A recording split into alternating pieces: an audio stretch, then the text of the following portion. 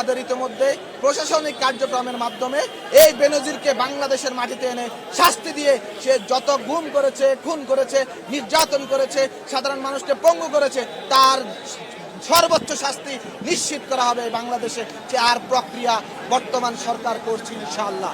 সুতরাং ফ্যাসিস্টরা জানিয়ে দিয়েছে এই বাংলাদেশে তোমাদের রাজনীতি করার কোনো অধিকার নেই। সুতরাং তোমরা রাজনীতি করতে পারবে না। নাগরিকত্ব যদি রাখতে চাও তাহলে এই বাংলাদেশের সাধারণ মানুষের অনুশাসন মেনে, ম্যান্ডেট মেনে যারা নির্বাচিত করেছে সরকারকে, তাদের পক্ষেই কাজ করতে হবে।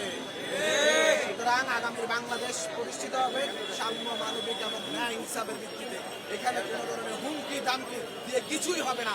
আমরা সবাই সাধারণ জনগণকে সাথে নিয়ে ছাত্রলীগ সহ সকল আওয়ামী অঙ্গ সংগঠনকে প্রতিহত করার প্রস্তুত আছি এবং প্রস্তুতি নিয়েছি ইনশাআল্লাহ।